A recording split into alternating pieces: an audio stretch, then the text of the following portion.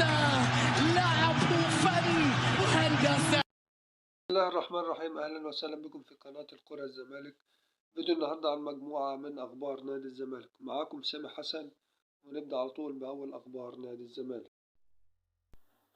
قائمة الزمالك لمباراة فيوتشر غدا. أعلن البرتغالي جوزيه جوميز المدير الفني لفريق الزمالك القائمة التي ستخوض مباراة مودرن فيوتشر. والتقي الفريقان غدا الخميس في استاد المقاولون العرب بالجولة 24 لمسابقة الدوري الممتاز. ويغيب عن المباراة قائد الفريق الأبيض محمود عبد الرازق شيكابالا ومحمود الونش، محمد عبد الشافي وأحمد حمدي وأحمد فتوح للإصابة، بينما تم استبعاد زياد كمال ومحمد عاطف ومحمود علاء لأسباب فنية. وجاءت قائمة الزمالك كالتالي: حراسة المرمى محمد عواد، محمد صبحي، عمر عبد العزيز. خط الدفاع عمر جابر، حمزة المسلوسي، حسام عبد المجيد، ياسر حمد. خط الوسط نبيل عماد دونجا، محمد أشرف روقة، محمد شحاتة، سيد عبد الله نيمار، سيف جعفر، ناصر ماهر، عبد الله السعيد، إبراهيم نضاي، يوسف أوباما، مصطفى شلبي، أحمد مصطفى زيزو. خط الهجوم سيف الدين الجزيري، ناصر منسي، سامسون أكينيولا. الزمالك يقترب من حسم صفقة نجم نهضة بركان بفرمان من جوميز. كشف مصدر داخل الزمالك عن وجود رغبة قوية من جانب الأبيض للتعاقد مع يوسف الفحل نجم نهضة بركان المغربي في الميركاتو الصيفي المقبل.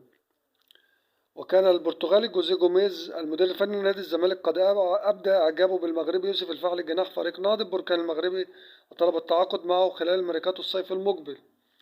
وانتهى عقد يوسف الفحل مع نهضة بركان المغربي بنهاية الموسم الجاري، وبالتالي يحق له التوقيع لأي نادي بالوقت الحالي. ومن المنتظر أن يرسل الزمالك مسؤولين إلى المغرب خلال الفترة المقبلة لإتمام التعاقد مع الفحلي وضمه الصيف الجاري.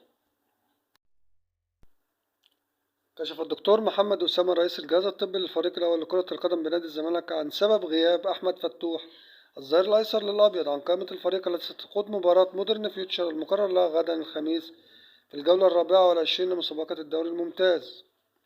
وأكد رئيس الجهاز الطبي أن أحمد فتوح يعاني من إصابة عبارة عن آلام في العضلة الضامة، وتم الاتفاق مع الجهاز الفني بقيادة البرتغالي جوزيه جوميز المدير الفني على استبعاده من قائمة مباراة مودرن فيوتشر. وأضاف محمد أسامة أن فتوح اشتكى من هذه الإصابة قبل مباراة نهضة بركان المغرب الأخيرة في إياب نهائي كأس الكونفدرالية الإفريقية، ولكن تم التعامل معه طبيا وتجهيزه بالشكل المناسب. وأشار رئيس الجهاز الطبي إلى أنه تم وضع برنامج تأهيلي وعلاجي للاعب لتجهيزه بالشكل الأمثل للمشاركة في التدريبات خلال الفترة المقبلة.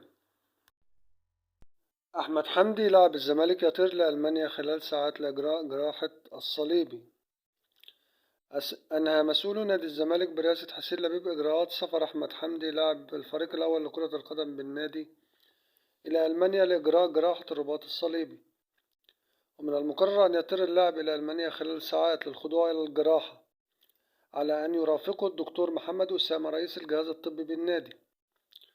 استقر مسؤول نادي الزمالك على سفر أحمد حمدي إلى ألمانيا لإجراء جراحة الرباط الصليبي بعد الإصابة التي تعرض لها يوم الأحد الماضي في مباراة نهضة بركان المغربي بنهائي بطولة كأس الكونفدرالية الإفريقية، والتي توج بها الفريق الأبيض بلقبها. ويأتي توجه مسؤول نادي الزمالك بسفر أحمد حمدي إلى ألمانيا عقب تعرضه للإصابة من أجل الخضوع للجراحة والعودة سريعا للملاعب.